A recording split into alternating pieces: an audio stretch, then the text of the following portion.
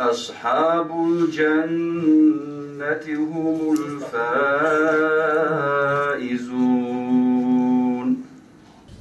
قال مختارين هيجا قال إبراهيم عزيز وتاب خيرات سر شعبارات هيفيا مجرب عالمي أو في هاتنا و جبو خا جبو ملتي ما جبو خلقي ما بخير بقرين إن شاء الله جنها شنا إن شاء الله أمي وري بي در بي جوينا جواكا تشيكن أمي حفظو ناس بكن ومي إن شاء الله شيورا بحفر بكن لورا ربي عالم دايتا خو بيان كريا دبي ويسارعون في الخيرات ده خيرات أو يارش مشتبن مسابقات كن و إشي واجد نابينا وده شورايا استشاريا ونعم البا حزت أيوب ببينن تمام نخوشي وسقنتيا ده ونعم البا حزت يوسف كو عمري خود زندان درباس كريا زندان كريا مدرسة يوسفية ونعم البا حزت يوسف ببينن لحنبر ظالم وزوردستا حزت موسى مجدله كريا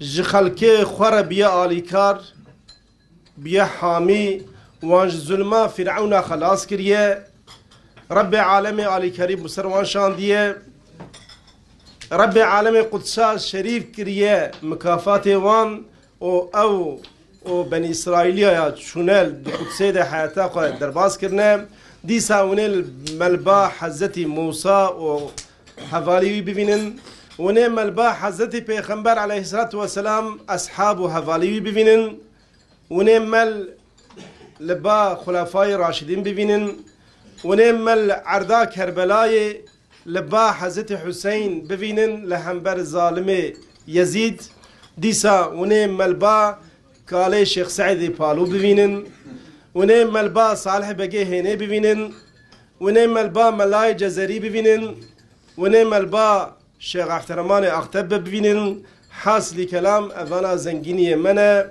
وام الباوانا او البامانن دول ايسيلا قال ابراهيم عزيز ونج منا ام جوانن جبوي هاوي مقصدا ما غاية ما كوفي بارتي ما افاكريه اول رزاكرنا ربي عالميه دبير ده اف خلق مظلومه مستضعفه نزكات دوست صالي في خلقي كي هاتيه بهنك توريا بهنك دوشنجا خوستي كوج في خلقي ظلمي خلاص بكن لبل مع الاسف خلاص نكريه ايه هاتيج ادم بيتر ظلم السلفي ملتي انيه حيرام دبيجن خلاصيا في ملتي آزادي وسرفرازيا في ملتي والله بقرآنية بريا حضرت محمد المصطفى صلى الله عليه وسلم مديم ودماكم أحلاقي خو مالا خو مالباتا خو كتشا خو قندي خو بأحلاقي بيغمبر عليه الصلاة والسلام بخملين أو تشاغ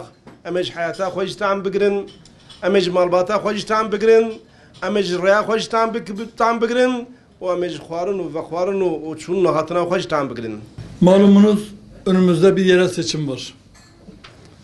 Ve bu yerel seçimlere yeni kurulan bir parti olarak bu sene ilk sefer biz de iştirak edeceğiz. Parti olarak ortaya çıkışımızın sebep ve gayelerini defaten değişik programlarda dile getirdik. Şu anda belediyelere de talibiz. İnşallah Teala farklı hizmet anlayışımızı belediyelerde de sergilemek istiyoruz. Siyasete girme sebeplerimizden bir tanesi şuydu. Siyasetin kirlenmişliği, siyasilerin kirlenmişliği, siyaset öğretme yerine, siyaset yapma yerine topluma hizmet etme, bu noktada siyasi alanda topluma hizmet etme, toplumun temsilcileri olarak, yetkili kişileri olarak halkımızın sorun, sıkıntı, istek ve taleplerini karşılama yerine kendi şahsi çıkarlarını, aile çıkarlarını, parti çıkarlarını, örgüt çıkarlarını halkımızın çıkarlarının, menfaatinin üzerine çıkardıklarını gördük. Ve yine meclisteki konuşmaların, siyasilerin kendi aralarında gerekse de mecliste yapmış oldukları konuşmalara baktığımızda bazen ister istemez insanın o televizyonu kapatası geliyor. Niye? Çünkü artı 18 hani televizyonda şeyler vardır, işaretler vardır. Küfürlü veyahut da müstehzen olan konular için artı 18 ibaresi kullanılıyor. Mecliste bazı siyasilerin konuşmaları da bu kapsamda neredeyse küfürlü, sinkaflı şekilde birbirleriyle konuşup birbirleriyle küfürleşebiliyorlar. Bunlar bizim temsilcimiz olamazdı dedik. Dolayısıyla bizim temsilcilerimiz olacak olan insanlar halkın içinden çıkan, orada farklı bir şekilde bizim örfümüze, kültürümüze uymayacak şekilde hareketler içerisinde bulunmayacak olan insanlar olmaları gerekiyordu. Yine siyasilerin, böyle de siyaset sahnesinde bulunanların ki İslam'daki siyaset kelimesinin gerçek manasının dışına çıkarak Avrupa'dan gelen politika kelimesindeki manasına uygun olarak hareket etmeye başladılar ve Avrupa'dan gelen manasında ise politika, çok, tika ise yalan, dolan, alavere bu şekilde anlamlandırılıyor. Yani Avrupa'dan gelen manasında çok yalan manasında kullanılıyor ve maalesef birçok siyasetçi olarak kendi tanımlayan kişi bu politikadaki anlamı yüklenmiş ve onu yerine getiriyor. İslam'daki siyaset ise toplumun idaresini ele alma, toplumun yönetimini İslam'ın temel kural ve kaidelerine göre sağlama, toplumun kalkınmasını, gelişmesini, örfünü, kültürünü, ahlakını, düzelmesini sağlamaya yönelik olan bir anlayıştır.